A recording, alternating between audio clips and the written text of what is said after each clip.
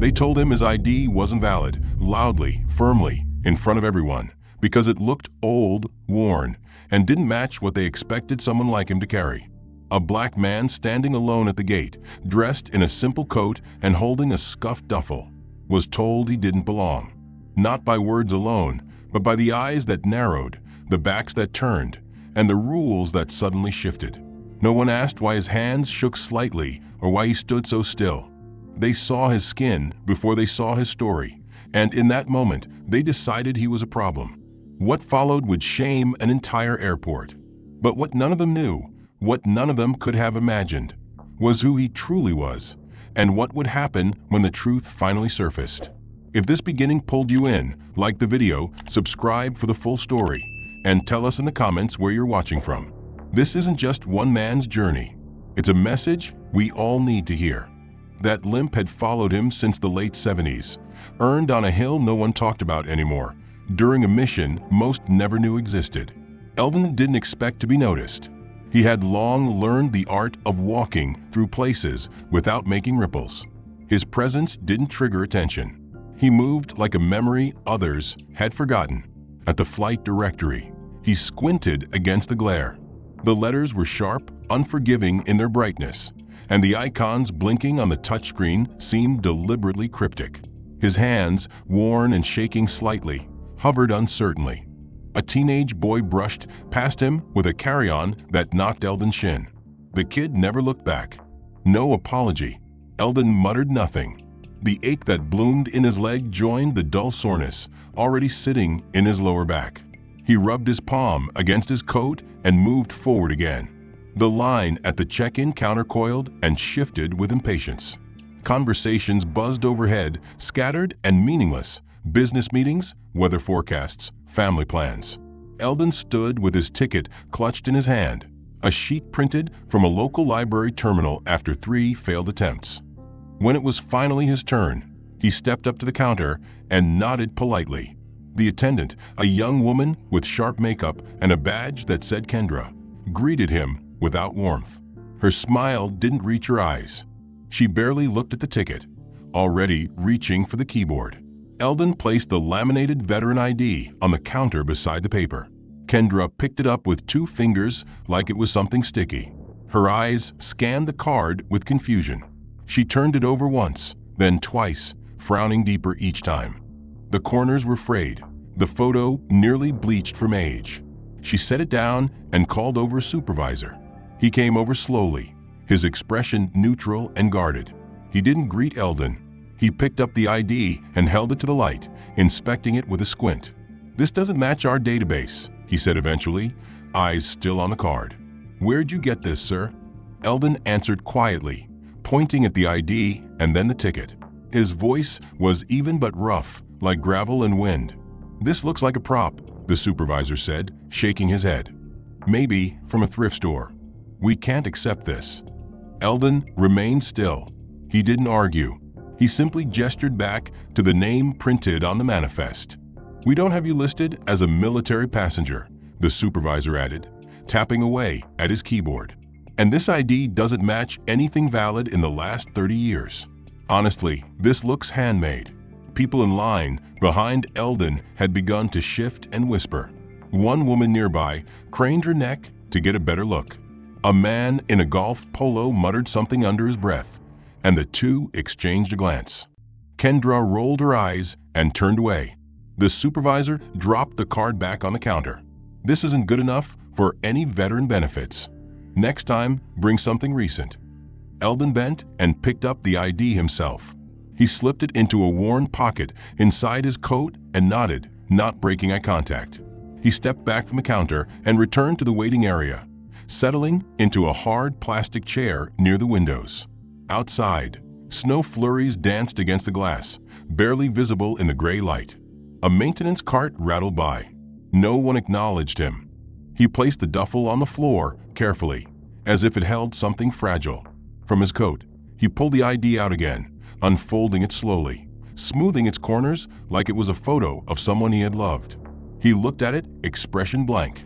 10 minutes passed. Then 20. Announcements continued overhead, names being called. Flights listed and updated. A toddler threw a tantrum on the tile floor nearby. A man in an expensive coat walked past talking loudly on a headset. A flight delay was announced, but not his name. No one spoke to Eldon. The space around him remained quietly empty, as if his presence created distance. Another hour ticked by. The cold from the window began to sink into his bones. He stood again and walked back toward the desk. The woman, now manning it, didn't look up when he arrived. "Still waiting," he said, voice low. She waved her hand vaguely toward the chairs. "No seats available," she said. "We'll call you if something opens." Her voice was monotone. She didn't look at him. She turned instead to the next passenger. Eldon turned slowly and walked back. He didn't ask again. The window seat was taken now by a mother with a sleeping baby in her arms. Eldon found another spot further from the crowd, this one beside a trash can. He didn't mind the smell of cleaning solution. It reminded him of the barracks.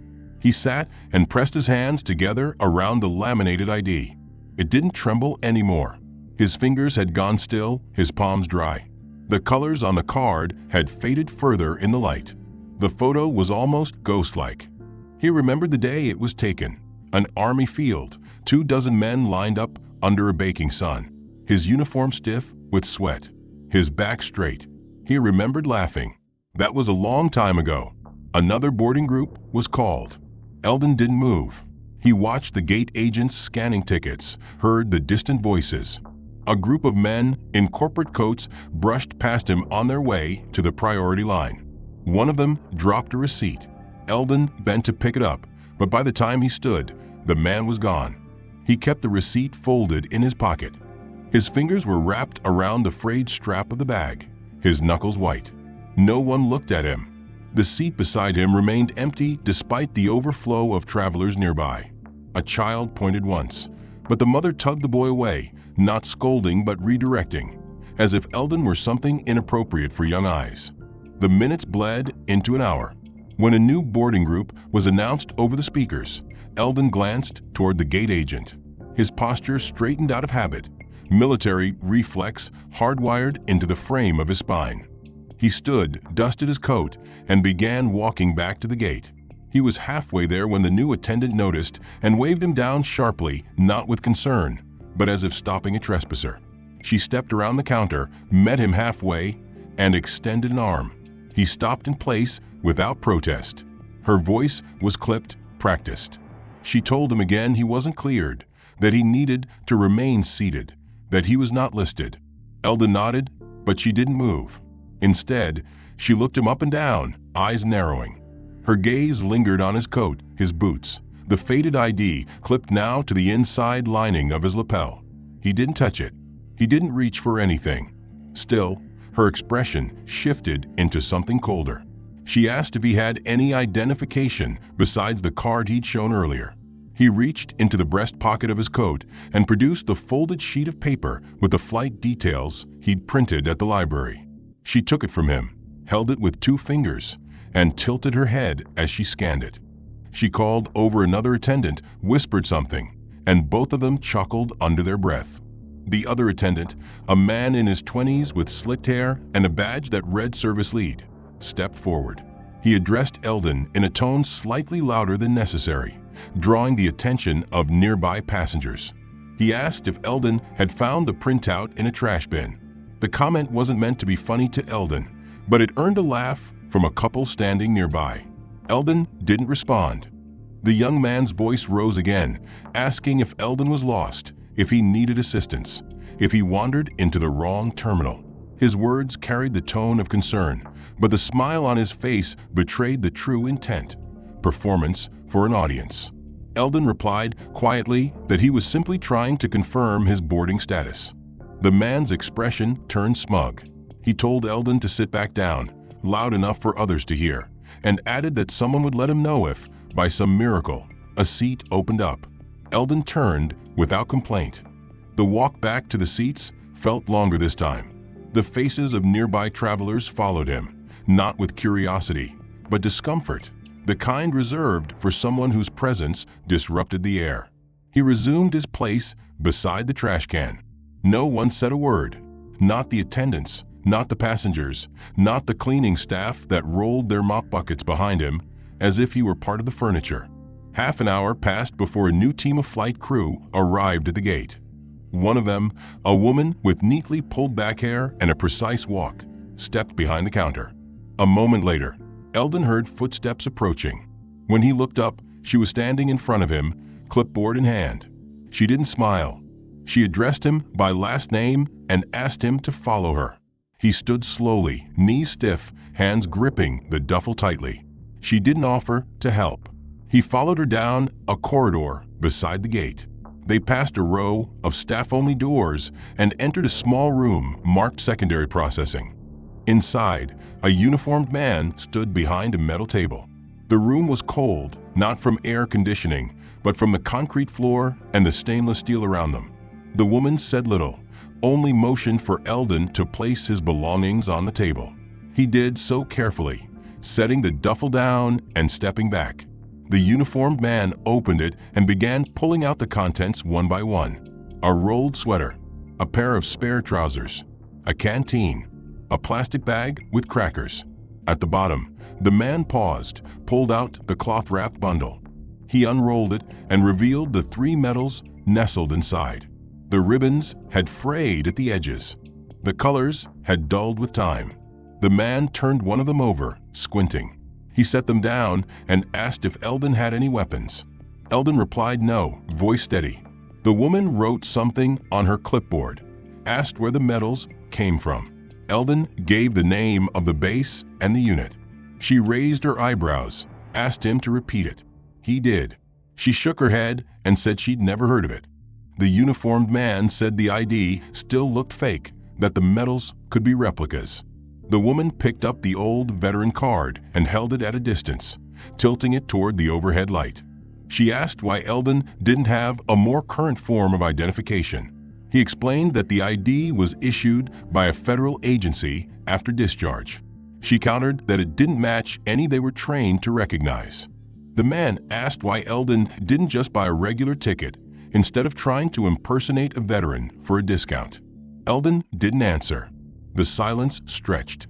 The woman scribbled something down, handed back the ID without looking up. The man returned the medals, none too gently. Eldon repacked the bag slowly, not rushing. The woman gestured toward the door.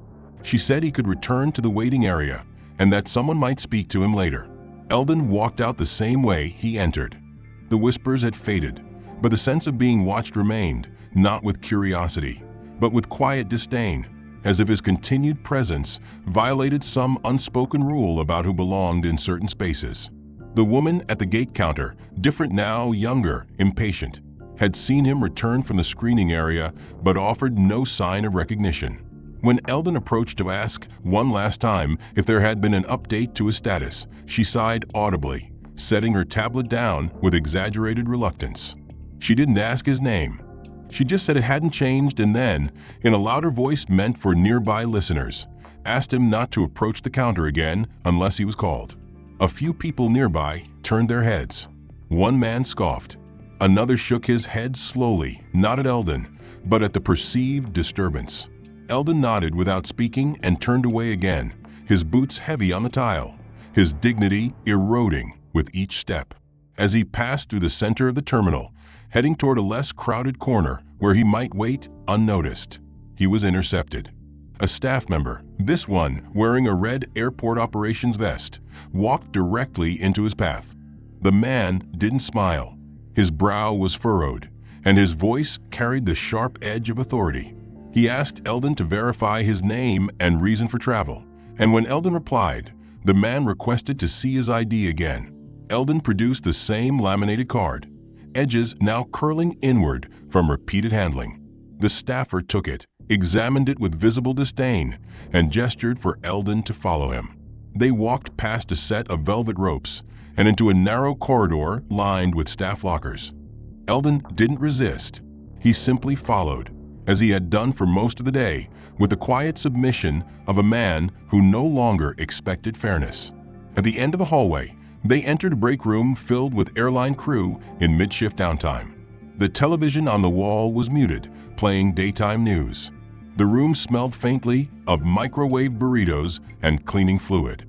As Eldon stepped inside, the staffer held up the card and called out, asking if anyone recognized the type of ID or if it looked official. A few heads turned. One woman laughed.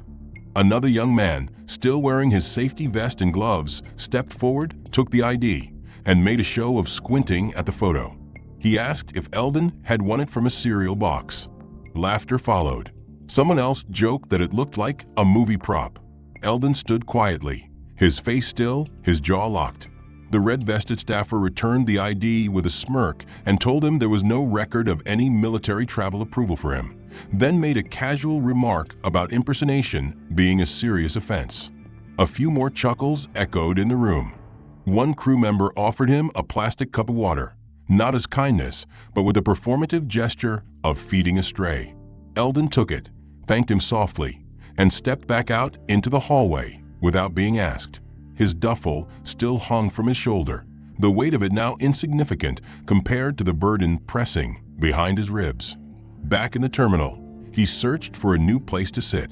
His previous seat near the water fountain was taken.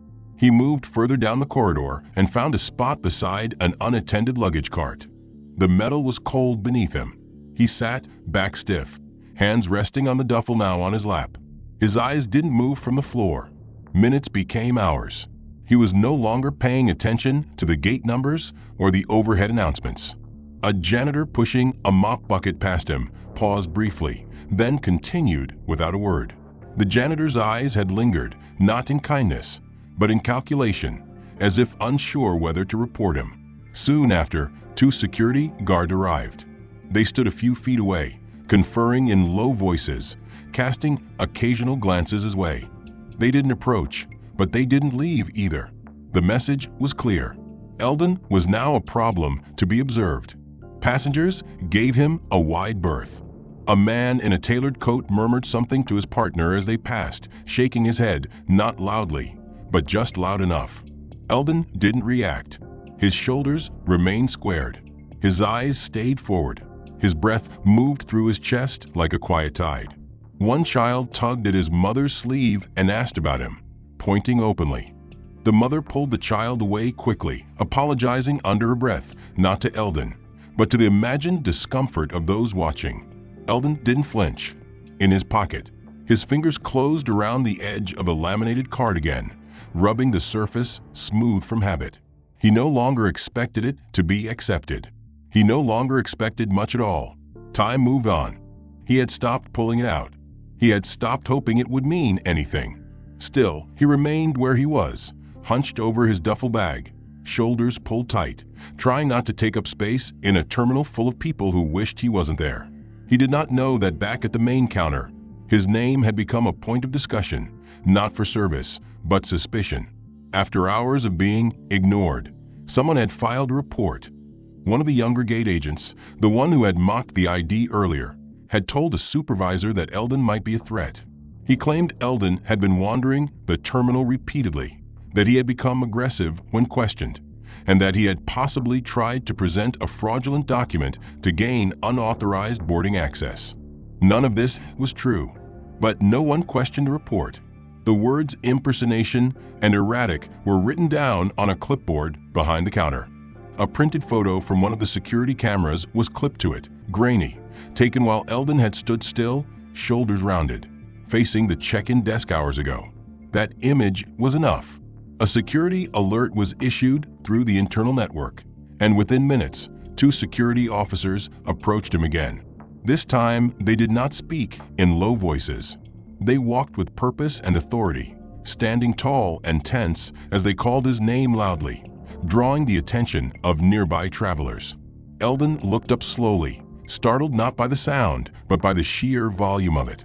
One officer asked him to stand, while the other began asking rapid questions: where he had come from, what he was doing, why he had returned multiple times to the check-in counter, why he kept showing an outdated ID. Eldon tried to respond, keeping his voice even, but the words didn't land. The officer interrupted him mid-sentence, raising a hand and telling him not to talk unless asked. People began to watch. Passengers nearby leaned forward in their seats. One man turned his phone camera toward the scene, only to be waved off by another security guard stationed a few feet away. There would be no recordings. This would be handled internally. Eldon was asked to place his duffel bag on the floor and step away from it.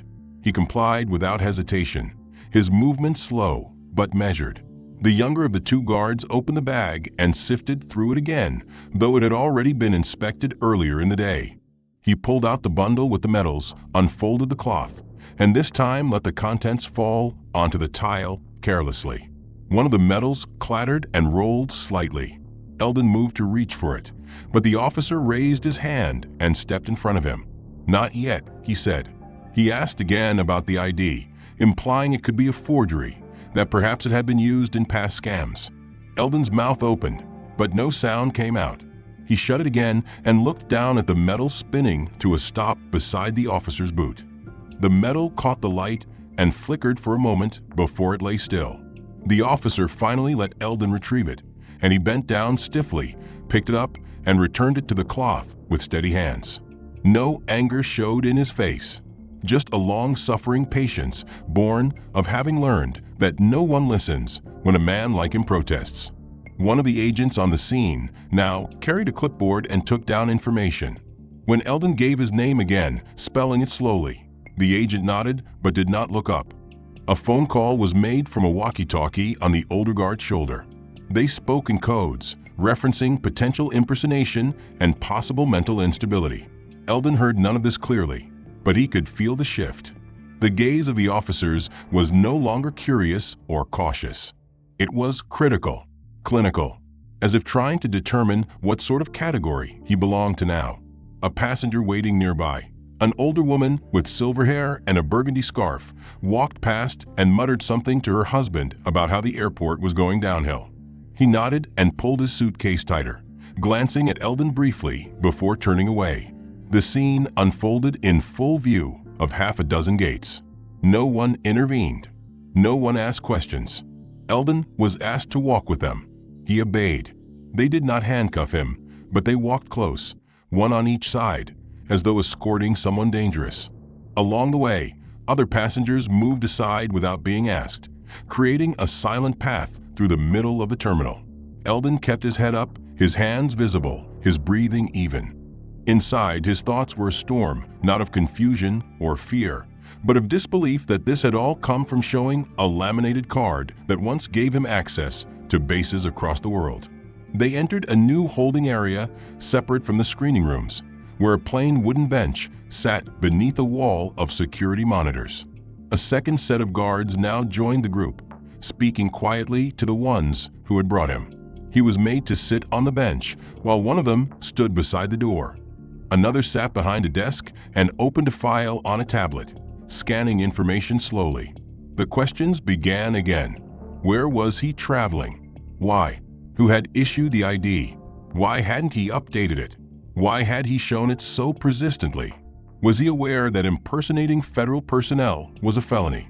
Eldon's answers didn't change. He gave them the name of the issuing base, the year, the unit. He explained that the card had been revalidated in the 1990s as part of a forgotten veteran outreach program. They didn't know the program. They asked for a secondary confirmation, which he could not provide. He did not carry a passport. He had no driver's license anymore. All he had was a card with his name, his photo, and the seal of an office that no longer existed. One guard suggested that perhaps the card was a relic, a keepsake someone had turned into a makeshift ID. Another said maybe it was part of a larger pattern of impersonators. The idea took root. It was added to the file. Eldon sat without protest. He didn't argue. He didn't plead. He only looked down at his hands, still resting on his knees. The accusations whispered against him, rooted in fiction and suspicion, had now coiled into official form. He had not been arrested. He had not even been formally detained, but he had been stalled, redirected, and isolated long enough to miss any chance of making his scheduled flight.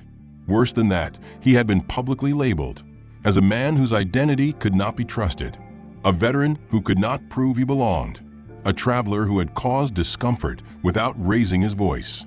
When they finally told him he could leave, it was not through a formal dismissal, nor with any words of apology. One of the officers simply pointed at the door and then returned to his conversation. Eldon rose slowly, his joints tight from hours of sitting. His spine bent slightly more than it had been that morning. He retrieved his ID from the desk without asking and placed it carefully back into the inner pocket of his coat, checking that it was secured like a possession too valuable to be misplaced again. He shouldered the duffel, adjusted the strap, and walked out of the room alone, emerging back into the main terminal like a ghost returning from the unseen world beneath it. The foot traffic had shifted again. Flight numbers had changed. Travelers had rotated out. Few faces were familiar, and none looked at him now. The gate where he had first arrived was occupied by a different crew. The uniformed man at the desk glanced up as Eldon approached, and then back down at his screen. Eldon asked if there were any updates to his reservation, any new seat openings. The man asked for identification. Eldon showed the card. The agent held it longer than necessary, then handed it back with a blank stare. He told Eldon that the flight had already departed 2 hours earlier. There was no record of reassignment. There were no standby options left. He advised Eldon to contact customer service through the terminal's kiosk if he wished to rebook or seek assistance. Then he turned his eyes to the next person in line. Eldon did not argue. He turned once more, retracing the slow, familiar steps past the waiting area, the windows, and the row of vending machines. But this time, before he reached his usual corner, a new agent intercepted him. She was young, her posture rigid, her badge clipped perfectly to the collar of her blazer. She asked if he was Eldon Granger. When he confirmed, she told him she needed to conduct a visual verification of his belongings before he moved any further through the terminal. Eldon asked why. She said it was protocol, that someone had reported suspicious items in his bag. She gestured toward a bench near the entrance to a food court and asked him to sit. Passengers passed by, some curious, some cautious. She radioed for support. Minutes later, 2 more staff members arrived. One was an older man with a laminated tag that read Operation Supervisor. He had a clipboard. He did not look Eldon in the eyes. He directed the young woman to have Eldon remove his coat and boots. Eldon hesitated for a moment, not in resistance, but in disbelief that such a request was being made in public view. Still, he obeyed. He untied the boots he had carefully polished that morning and slid them off slowly, placing them side by side beneath the bench. His socks were thin, one worn through at the toe. The polished shine on the boots, the only part of him still kept in near-perfect condition, now sat exposed on the dirty tile floor. The woman began pulling items from his duffel. The cloth bundle with the medals was unrolled again, this time laid flat on a table in the open. One of the medals, a service cross dulled by years and exposure, was held up to the light by the supervisor. He asked, not quietly, what it was supposed to be. Eldon told him the name. The supervisor grunted and set it down as though uncertain whether to believe him. The young agent asked him about the canteen in his bag, why he had it, where it was from. Eldon answered simply, Field Standard, issued in country. The supervisor took notes. He examined a pair of worn gloves folded beside a compact razor and a bar of soap, squinting as though they, too, were part of some elaborate ruse. Eldon sat still, socked feet against the coal tile, shoulders square, breath even. Around them, travelers slowed as they passed, some pretending not to notice, others unable to help themselves. A woman with a stroller paused near the bench. Her daughter asked what was happening. She said nothing, pulled her along. One man, in a navy blazer and Bluetooth headset, paused briefly, shook his head, and moved on. No one offered a question. No one raised a concern. Eldon's presence had already been marked, not as a person, but as a problem. When the search concluded, nothing was found. Nothing new, nothing threatening, nothing unaccounted for. The medals were returned to their cloth with less care than they had been taken. The canteen was handed back. The boots were set beside the bench. The supervisor signed a note on his clipboard and left without another word. The young agent remained long enough to watch Eldon put his coat back on. He laced his boots with fingers that no longer moved quickly. She didn't help. She simply stood there, clipboard tucked under her arm like a shield. When he was finished, she nodded once and walked away. Eldon remained seated for another few minutes, trying to gather his strength. He looked around at the terminal, now filled with the scent of overcooked food and the sound of boarding announcements. He stood and walked slowly toward the restroom. Inside, he took one of the corner stalls. The mirror above the sinks was cracked in the corner. He didn't look into it. He only splashed water on his face and dried it with the sleeve of his coat. Outside, the announcements continued. Flight groups rotated. New passengers arrived. People boarded planes. Agents called names over the intercom. Suitcases rolled across tile floors. Children cried. Travelers argued with ticketing agents. Somewhere nearby, someone laughed loud and free. None of it touched him. The cold fluorescent light above him flickered intermittently, casting a slight stutter of brightness across the floor in uneven intervals. No one looked his way anymore, not with curiosity, not with pity, not with interest. He had been seen too many times already. He was now just a familiar fixture in a place where no one stayed long enough to notice the furniture. He didn't remember the last time someone had looked him in the eye. Even the security personnel had stopped glancing his way. They had filed their report, made their calls, and carried on. He was not a threat. He was not a priority. He was simply forgotten again. The vending machine next to him buzzed, then clicked. Someone had just bought a soda. The man reached past Eldon without a word, took the drink, and walked away. Eldon didn't move. He hadn't eaten since morning. His stomach had knotted itself into silence. His throat was dry, but the memory of being denied water during his earlier detention still stung too fresh to risk asking again. Near him, a janitor walked past with a mop and bucket, muttering about schedules. The man didn't stop. He didn't acknowledge Eldon, sitting just a few feet from his path. He swerved slightly, more to protect his mop than to avoid disrespect, then resumed his course without a glance. As Eldon sat, motionless and silent, he began to feel the weight of something different than tiredness. It wasn't fatigue, though his body ached with it. It wasn't pain, though every joint throbbed in protest. It was something deeper, a sense of shrinking, of becoming smaller in a space where size shouldn't matter. He wasn't just unseen anymore. He was being erased. Slowly, deliberately. He shifted slightly and felt the fabric inside his coat press against his chest. The laminated ID card, once a source of pride, now felt like a scar. He had stopped holding it. He had stopped believing it could change anything. The duffel sat by his feet, the metals inside wrapped once again in their cloth, now with one ribbon slightly torn from being handled so carelessly. They had not returned it properly. No one had. He looked at the floor. He didn't know how much time had passed. The announcements overhead continued, but they no longer mattered. He had no flights to board, no tickets to check, no connection waiting. He didn't even know if the airport still had a customer service desk that would see him as a person. He had tried asking before. The woman at the desk had redirected him to a kiosk. The kiosk had told him to wait. That was hours ago. Now he sat. He no longer expected anything. He watched people walk past with their headphones in, their neck pillows bouncing, their chatter vibrant and disconnected. Entire families passed without noticing the man who had once crouched in ditches for days without food, who had once patched bullet holes into makeshift bandages, who had once stood watch over men who no longer had names because the government had never assigned the missions that were supposed to exist. He looked up only when the light flickered again, not because he cared, just because it was movement. A young couple stood at the vending machine.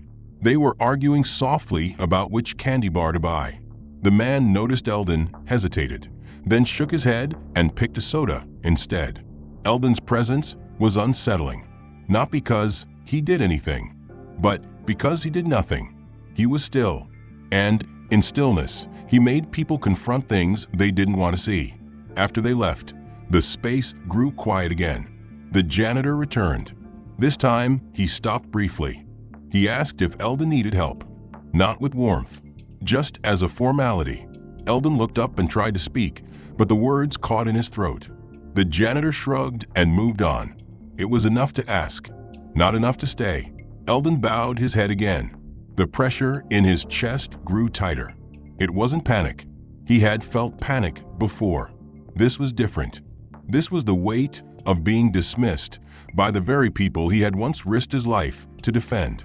This was being labeled dangerous one moment and invisible the next. He felt like a relic, not from a museum, preserved with care, but from a salvage yard, discarded and rusting, inconvenient to move and easier to forget. The floor beneath him felt harder now. His legs didn't want to stretch. His back curled slightly without his notice. He hadn't slept. He couldn't remember how long he'd been here. The overhead clock ticked forward. He didn't track it. There were no boarding times to chase anymore. No names to listen for. No one to call him. His fingers twitched, brushed the edge of his ID again, and paused. He didn't remove it. He simply let it rest there, like a memory held in limbo. Eventually, a different agent walked by, part of a rotating crew that had never seen him before. She paused, frowned, and asked what he was still doing there. He looked up, eyes hollow. She asked if he needed help rebooking. He nodded slowly. She asked for a confirmation number. He said he didn't have one anymore. The seats around him were empty, but he had long since stopped imagining anyone would choose to sit near him. His limbs were heavy. The back of his throat was dry. He had not eaten. He had not spoken. But something deep in the marrow of his bones continued to resist surrender. A quiet ember that refused to extinguish even though the world around him had done everything it could to smother it. He shifted only when he heard footsteps approaching from behind. They were slower than the hurried steps of airport staff, heavier than the steps of young travelers. They stopped just behind his bench. Eldon raised his head slightly.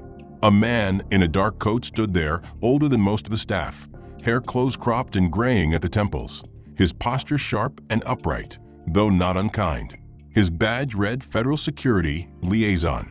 He did not address Eldon immediately. He looked down, eyes scanning the duffel bag, the coat, the boots, then met Eldon's tired gaze.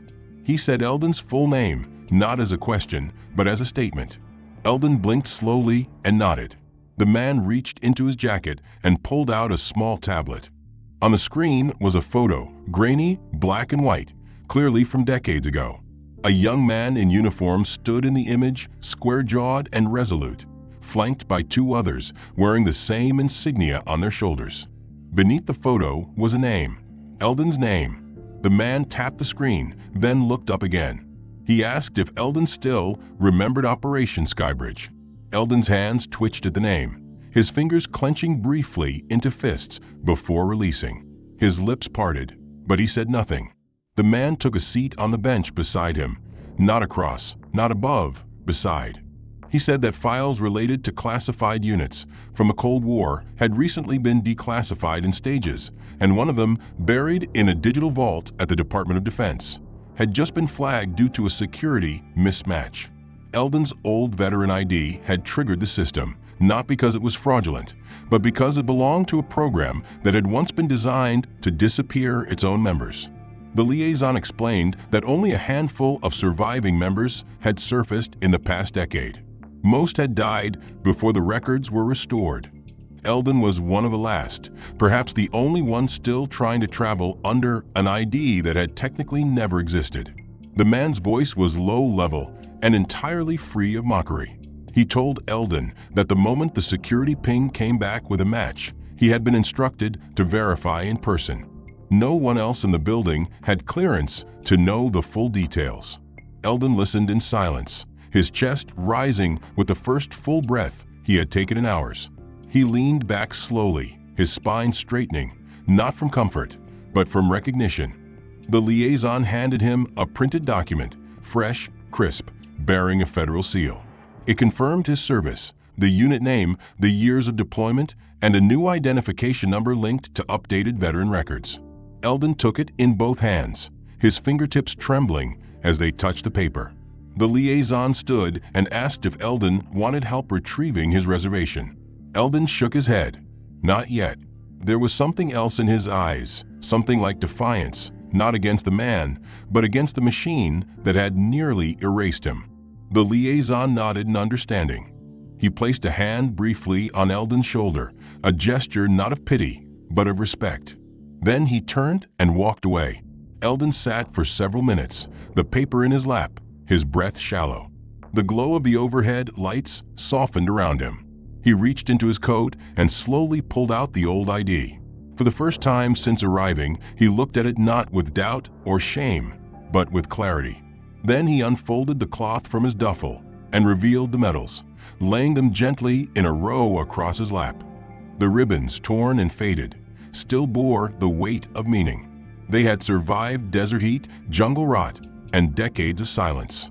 Now they lay against the fabric of a coat that had seen more years of war than most of the airport had seen of life. A passing gate agent paused, drawn by the unexpected image of medals glinting under fluorescent light. He stopped, looked, and for a moment seemed unsure whether to speak. Eldon looked up. Their eyes met. The agent, no more than 25, saw something in the old man's expression that stopped his breath. He asked what unit Eldon had served with. Eldon said the name, Operation Skybridge. The agent's eyes widened slightly. He said nothing more and stepped back. Minutes later, the agent returned with a senior supervisor. Then another came.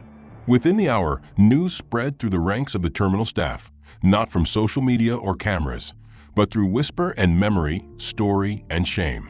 One by one, the same staff who had dismissed him, searched him, mocked him, now returned.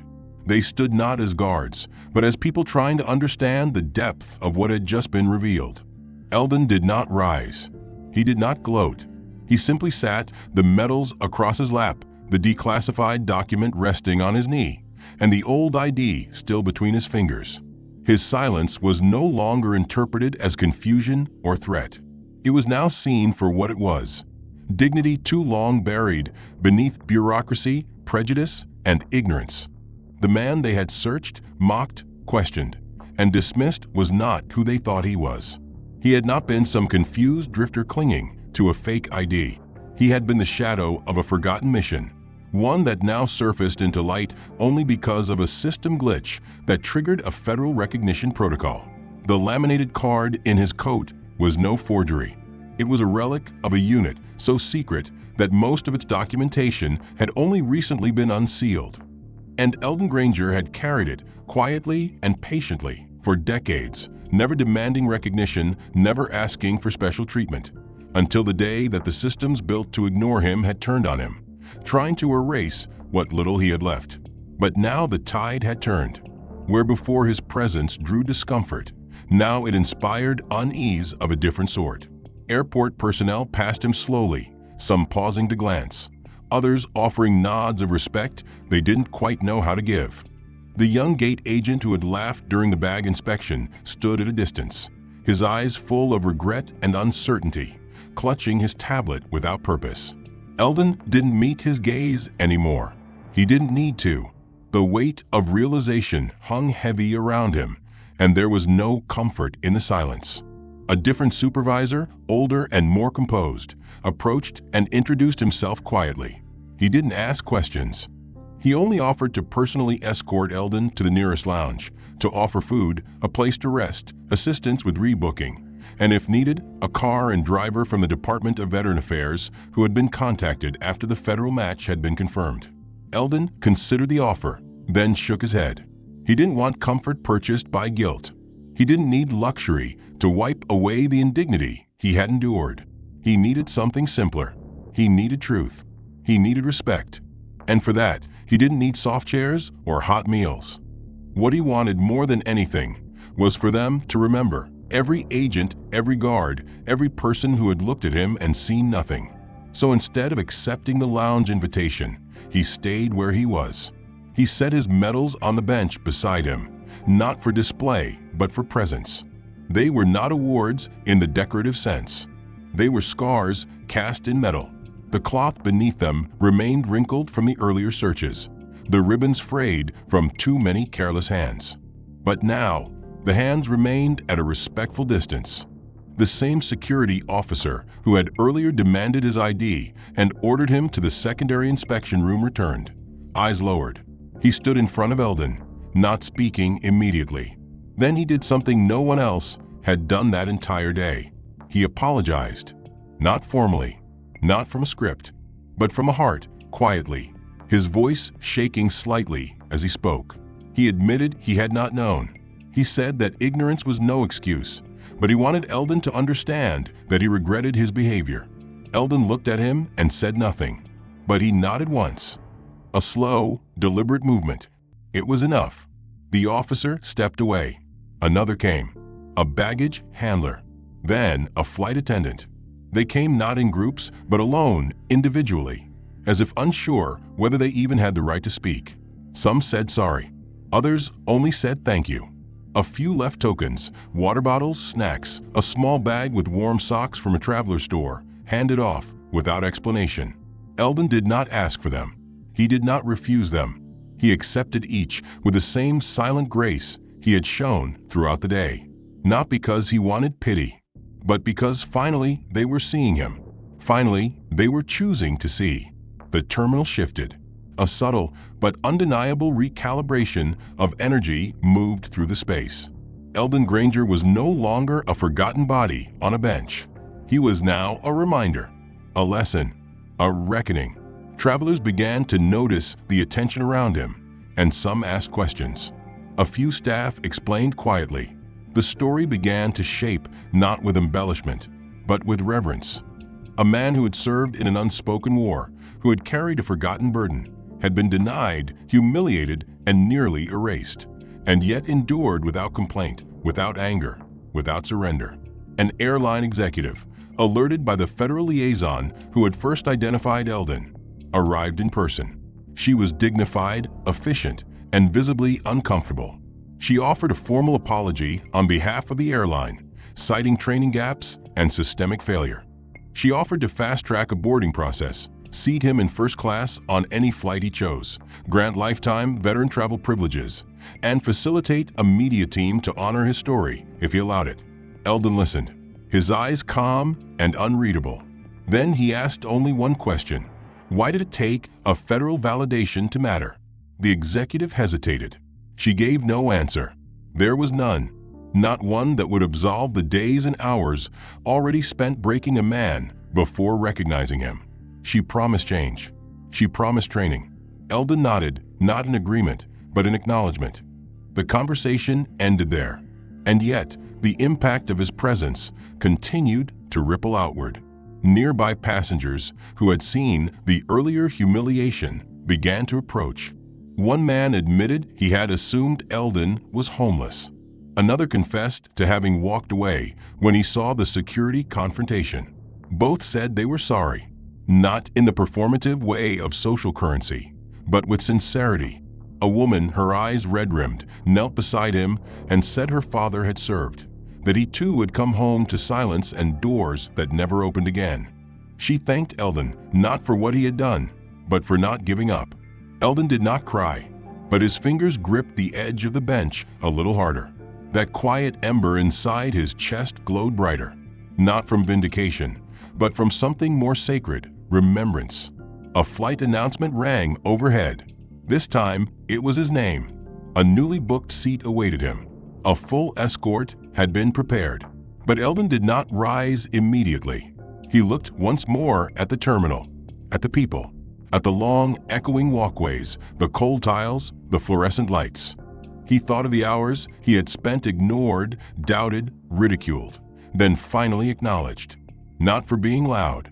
His eyes stayed forward, his expression unreadable, but every step he took was a declaration that the time of being overlooked was over. The crowd watched. Some whispered. Some merely looked on in silence, unsure of how to participate in a moment that had begun as injustice and was now transforming into something deeper, a reckoning not just for a man, but for the institution that had nearly crushed him beneath its indifference. The airline executive who had offered her apologies now walked beside him, saying little, her presence more about visibility than utility. She knew words would do little. What mattered now was what happened next. The story of Eldon Granger had already begun to circulate beyond the terminal. The Department of Veterans Affairs had reached out. A representative from the Military Liaison's office was en route. And most significantly, internal audits had been ordered across the airport's security and customer service systems to determine how many others had been dismissed under similar shadows. But for Eldon, the consequences playing out behind glass doors and conference calls were distant, abstract. What mattered were the faces he passed, the expressions that shifted from confusion to awareness, from disregard to regret. He was led to a secure lounge, not for the comfort it offered, but because the airline now feared the consequences of further exposure.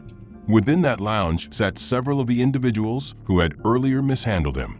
The young gate agent who had laughed at his ID, the supervisor who had mocked his medals, the 2 security guards who had detained him without cause, and several senior figures who had signed off on the protocol escalations without once speaking to him directly. Now, they sat waiting, summoned not for discipline, but for confrontation. Eldon entered without hesitation. He did not sit.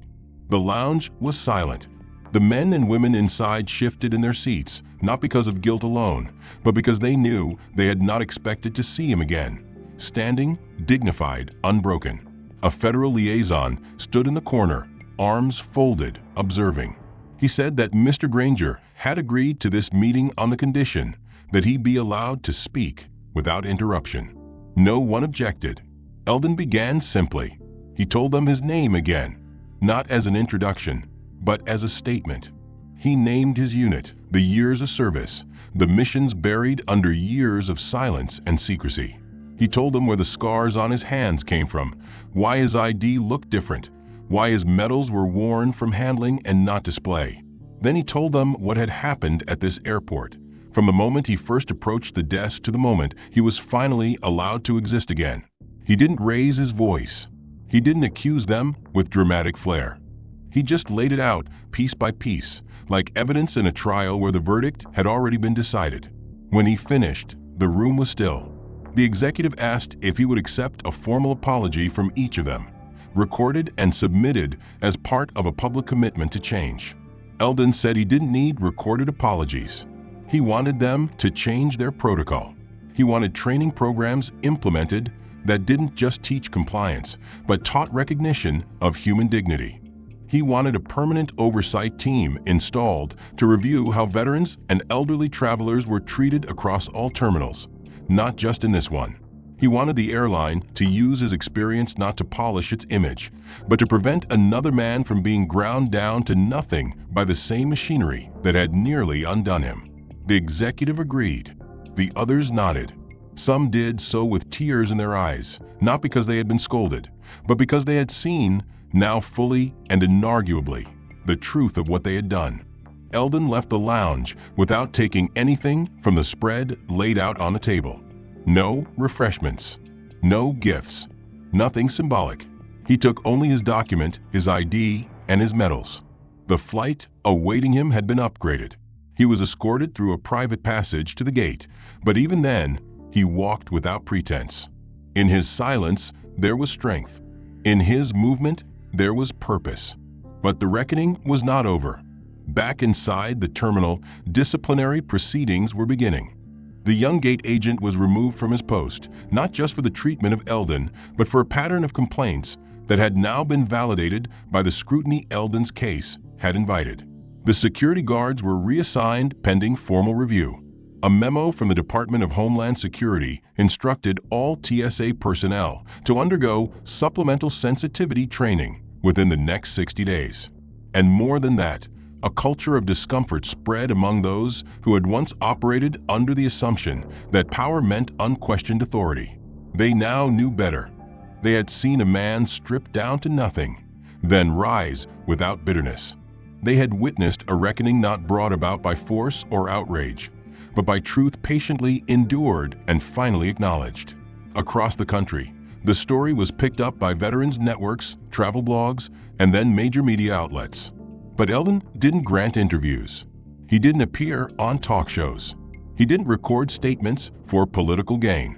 He returned to his small home on the outskirts of a quiet town, where the trees stood taller than the streetlights, and the birds knew when to be silent. He resumed his quiet life.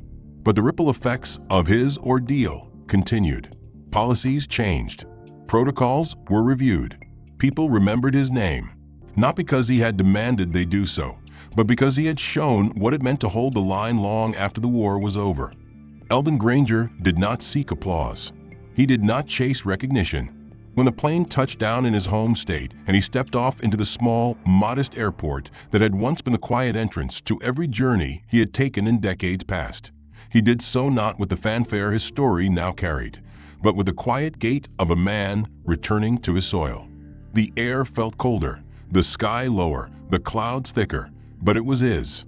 In the time that had passed since his long night at the international terminal, stories had flourished across headlines and social feeds. His name had appeared in op-eds and press releases. Veterans organizations reached out with tributes and ceremonies, but he declined the majority. He answered only the letters that felt genuine. He accepted only one visit from the federal liaison who had identified him that day and who now carried a small folder under one arm containing an official correction from the Department of Defense. The document not only restored Eldon's record, but expanded upon it, placing him back within a database of active military recognition programs that had once erased his unit for national security purposes. It came with a new ID, different in design, updated with modern validation markers, but Eldon still carried the old one beside it, not out of sentiment, but as proof that what once was dismissed had been real all along. But more remarkable than the accolades and corrections were the changes that quietly unfolded among the very people who had once reduced him to a shadow in an airport terminal. The young gate agent who had laughed at his ID resigned from his position weeks later, not from pressure, but from shame. In a private letter sent to Eldon through the airline's internal mediation team, he wrote that he had grown up believing professionalism was about efficiency and process, never realizing that real professionalism was about humanity and humility. The agent had enrolled in a night class focused on American history and veteran affairs, not to clear his name, but to rebuild himself from the inside out. He volunteered at a local center that helped homeless veterans navigate civilian bureaucracy. He did not ask Eldon for forgiveness. He simply changed. The supervisor who had scoffed at Eldon's medals also stepped down, but his path turned toward advocacy. A career bureaucrat with years of procedural detachment, he now traveled from airport to airport, leading internal seminars on the psychological wounds of veterans and the cost of apathy. He began each session with the story of a man he never named, who had once sat quietly while an entire system looked through him, then forced him to show what should have been honored from the start. He carried a replica of Eldon's ID, laminated in the same manner, and held it up during every lecture. He said, "This is what truth looks like when we fail to see it." Even the officers who had detained Eldon without cause took different paths. One requested reassignment to a program designed to escort veterans with disabilities through complex security procedures. The other, shaken by the memory of seeing Eldon's face when the truth emerged, began mentoring new recruits with a focus on restraint and awareness. He told every class the same story, beginning with the words, "I got it wrong." The ripple spread further than expected. National security offices began collaborating with VA programs to flag veteran IDs linked to outdated service codes, offering pre-clearance status and recognition notices to prevent what had happened to Eldon from recurring. News coverage faded with time, as all things do, but the policies remained. A quiet current of accountability had been woven into the fabric of airports across the country, and at its heart was a man who had never raised his voice. Meanwhile, Eldon returned to the rhythms of solitude. His home remained quiet, the porch untouched by glamour. He walked each morning, long walks that carried him across frost-tipped fields and past neighbors who had always waved politely, but now offered nods with deeper meaning. At the corner store, a young boy once pointed at him and asked if he was the airport man. Eldon said he was a man who had waited too long and had finally been seen. The boy nodded and said he would remember that. Eldon paid for his groceries and left without further comment. But the storekeeper placed a small flag at the front register the next day. No sign, no note, just a reminder. In that final stretch of months, Eldon found himself invited to speak at several schools, something he never expected. He refused most, but accepted one, a small classroom in the same district he had once lived in before enlisting. He didn't bring his medals. He didn't talk about operations or battles or tactics. He told them about silence, about what it felt like to be erased, and about what it takes to stay whole in a world that doesn't always recognize what it owes. The students listened, not because he raised his voice, but because he spoke with the kind of stillness that carries truth. One girl asked if he was angry. Eldon said he wasn't. That anger rots the hands that hold it. That he was tired, but not bitter. Because in the end, the system had tried to erase him, but the truth had outlasted the lie. The girl wrote a poem about him. It was hung on the classroom wall. Years passed. Eldon grew slower. The walks became shorter, the porch quieter. But he remained. The bench in the airport where he had once sat was replaced during renovations. But the old one was preserved, not in a museum, but in the break room for the airport staff. Above it hung a plaque that read, "For the ones we must never fail to see." The new staff were trained differently now. On their first day, they heard the story, not from a script, but from the ones who had lived it. The young gate agent who resigned returned one day as a trainer. He told new hires that a system designed for speed without compassion becomes a machine. He pointed at the plaque and said, "This is the cost of that machine." In every corner of that once indifferent airport, the presence of one man had etched something unshakable. Eldon Granger never asked to be remembered, but the people who changed because of him could not forget. He died peacefully years later, with no fanfare, no headlines, and no grand ceremony. But at his funeral, held at a quiet hilltop cemetery lined with flags that moved only slightly in the wind, a crowd stood. Many wore uniforms. Some held hands. A few wept quietly. The federal liaison stood beside the grave. So did the young gate agent, now older, eyes clearer. And so did a boy with a notebook clutched to his chest, the grandson of the storekeeper, who had heard the story all his life. The final words spoken were not of war, or medals, or protocols. They were these. He waited in silence until the world found the courage to listen. And because he waited, we changed. The end. If this story moved you, consider showing your support by liking and subscribing to stay connected with more powerful narratives like this one. What did you think about Eldon Granger's journey? Which part of his story struck you the most? And where are you watching from today? Drop a comment and let's talk about the message behind the story. Because stories like this aren't just about the past, they're about how we move forward together.